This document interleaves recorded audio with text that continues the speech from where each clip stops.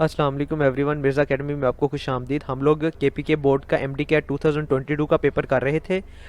इसका physics portion का part one हम पहले कर चुके हैं वीडियो में। So it's the part two of the physics section of MD CAT 2022 ऑफ KPK board. Okay, so let's start it.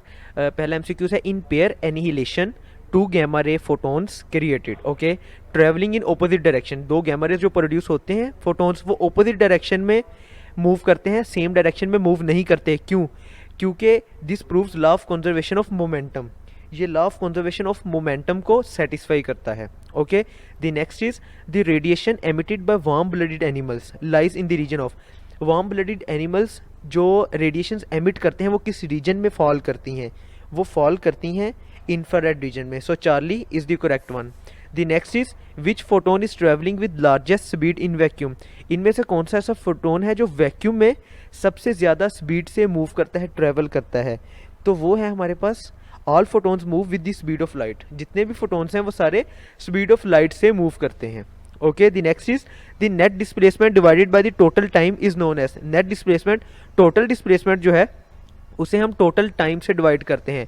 तो ये हमारे पास कौन सी वैल्यू डिराइव होती है? तो ये जो वैल्यू ड्राइव होती है वो है average velocity. Okay, the next is the half life of A radio active sample predicts about.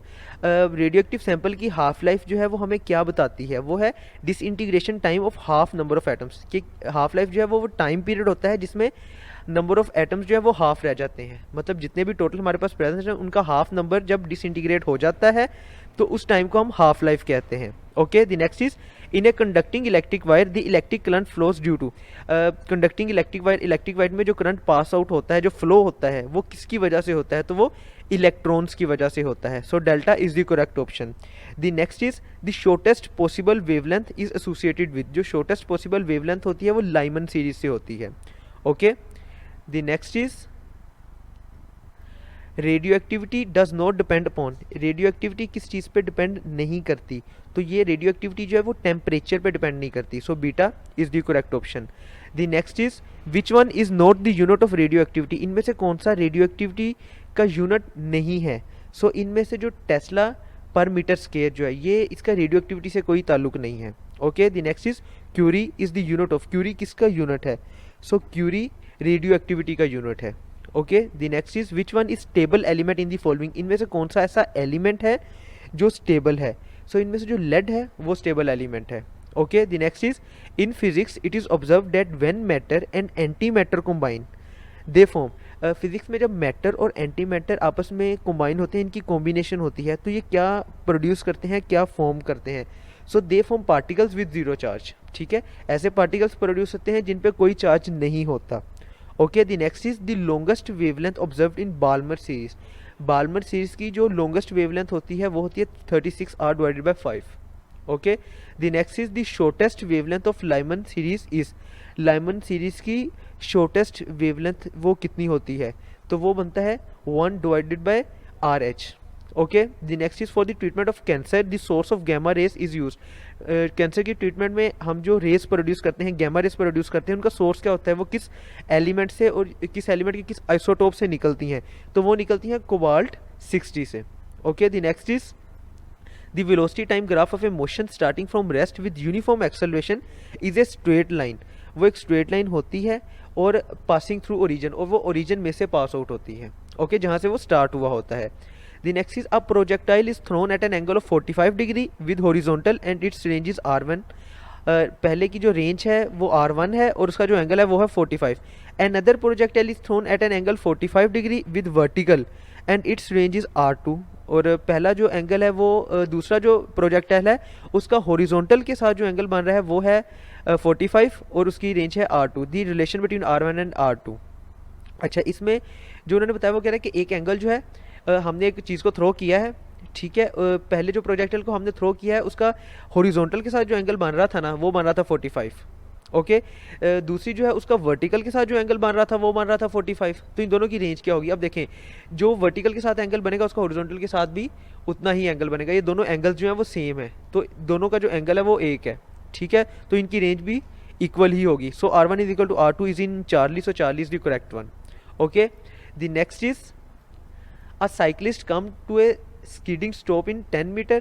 During this process, the opposite force on the cycle due to the road is 200 Newton. How much work does the road do on the cycle? Road ने कितना काम किया है cycle पे, तो road का जो काम है वो बनता है -2000 joule. Okay.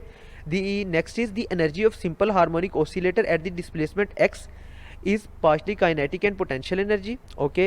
The total energy of a simple harmonic oscillator remains constant everywhere. Which one of the following option will be correct about the simple harmonic oscillator? इनमें से हार्मोनिक ऑसिलेटर के बारे में कौन सी स्टेटमेंट है वो करेक्ट होगी? तो करेक्ट स्टेटमेंट बनेगी beta. Potential energy is maximum eight extreme positions. Extreme positions पे चूंकि वो मूव नहीं कर रहा होता तो पोटेंशियल एनर्जी मैक्सिमम होगी. ठीक है. जैसे ही वो नीचे मूव करना स्टार्ट होगा तो काइनेटिक एनर्जी बढ़ती जाएगी और पोटेंशियल एनर्जी कम होती जाएगी, लेकिन टोटल एनर्जी जो है वो सेम रहेगी. Okay. The next is the speed of a wave on a particular string is 24 meter पर सेकेंड. ठीक है. उसकी स्पीड इतनी है. If the string is 6 meter long, string जो है वो 6 मीटर लॉन्ग है, to what driving frequencies will it resonate? किस ड्राइविंग फ्रीक्वेंसीज पे ये रेजोनेट करेंगी? तो ये जो फ्रीक्वेंसीज बनती हैं वो बनती हैं 2 हर्ट्ज, 4 हर्ट्ज और 6 हर्ट्ज. ठीक है. The next is the apparent change in the frequency of sound causes by the relative motion of either the source of sound or the listeners or both is called. ये जो आपस में effect होता है इन दोनों का कि एक चीज़ मूव कर रही है या दोनों चीज़ें मूव कर रही हैं, इस इफेक्ट को हम कहते हैं डोपलर इफेक्ट. ठीक है. The next is the time period of a simple pendulum with mass m is t. Mass m था जब तो टाइम पीरियड था t. When the pendulum's mass m is replaced by another ball of mass 3 times the older mass. अब जो हमने मास है उसे increase कर दिया और उसे बना दिया है 3m. पहला मास अगर m था तो दूसरा हो जाएगा 3m. Such that the length of the pendulum is no change. Length जो है उसे हमने कांस्टेंट सेम रखा है. Then its new time period will be. अच्छा, हमें पता है कि टाइम पीरियड जो है वो मैथ पे डिपेंड नहीं करता. अब मैथ को 3m कर दें या 30m कर दें, टाइम पीरियड जो है वो कांस्टेंट ही रहेगा, सेम रहेगा. सो टाइम पीरियड जो है वो t ही रहेगा. So alpha is the correct option. The next and the last one for the physics section is the velocity of a wave is v. Velocity है उसकी v, its time period is t and f is its frequency. ठीक है. Velocity है v, time period है t और frequency है f. Then the correct equation for the frequency. Frequency की सिर्फ हमने इक्वेशन इसकी बतानी है, तो ये बनती है 1f is equal to 1 divided by t. Okay, so Charlie is the correct option. Let's end here. If you have any question, any query, you can ask in the comment section. Thank you.